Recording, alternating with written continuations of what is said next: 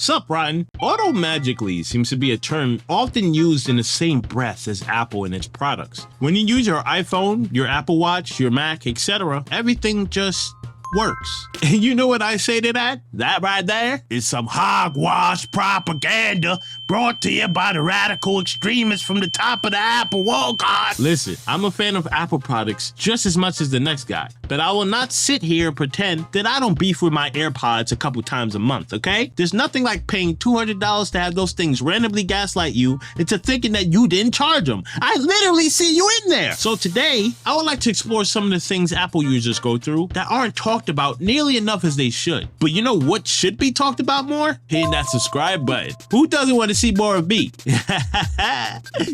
Don't answer that. Anywho, let's start with AirPods. Yep, you damn right I want a round two. But first, I want to say that AirPods has to be like the top contender for best tech ever made when it comes to listening to audio on the go. Let's not pretend it hasn't greatly influenced the industry since its release, and it's only been improving. However, some things still grind my gears about these things. And I'm not just talking about when only one of them charges. I'm talking about them auto switching too. In case you weren't aware, AirPods has this feature that automatically switches to whichever device you're currently playing audio from. In theory, whenever you're watching something on one device, but you decide to then watch something or take a call on another, your AirPods are supposed to recognize that and share the audio from the new device. And you know what? When it works, it's great. But when it doesn't, it's probably the most annoying thing because you can never really tell why. Also, I feel like the AirPods play favorites, better executing this feature when it comes to your phone and iPad. But then with your Mac, it's a hit or miss.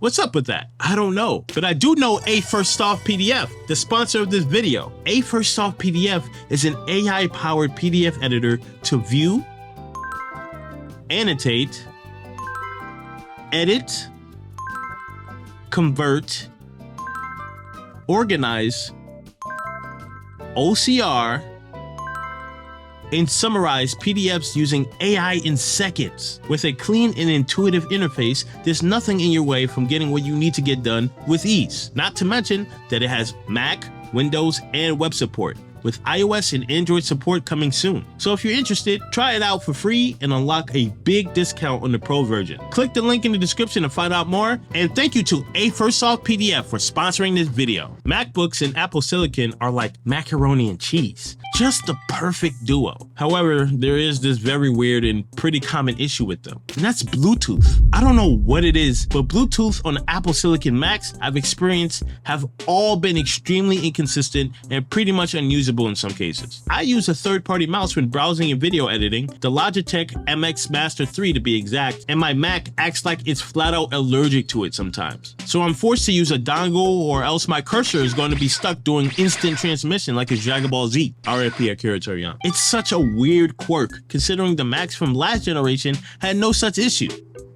Maybe I should have mentioned that in my Intel Mac video. I'm sure the people would have loved that. Another thing that sort of just works when it wants to is AirDrop. Now don't get me wrong, when it does work, there's nothing else like it. Sending files from one Apple device to another so quickly and seamlessly is a god tier feature. But when you use it and you patiently wait for the device you want to select to pop up and then it doesn't, you suddenly have to fight the urge to AirDrop your device from the top of a high-rise building. So you're telling me that when I'm trying to send an important file from one device to another, it wants to work when it wants to. But when I'm out at Whole Foods minding my business, I can get an AirDrop of a random person's bare cheeks. Talk about some no need to buy any bread. I got some buns right here, and it wants to work flawlessly then. Okay, Apple, okay. The biggest con of designing your device to do things automatically, where we don't have to think about it, is when it doesn't work, the troubleshooting is essentially just you shooting in the dark and hoping something pans out. Thankfully, for the most part, all of these issues can be fixed with a quick restart or a disconnect/reconnect, but it's the principle that rubs me the wrong way. Anyway, has any of these problems happened to you? Was there any more that I missed? Let me know, and maybe I'll make another one. And shout out to my Rotten Pro patrons, Vasco and Francisco Beck, for supporting me on Patreon. Relevant links will be provided in the description below. And support the video if you want to see more content from me. I want to someday make this more of a thing, but I can't do it without your help. Thanks for watching,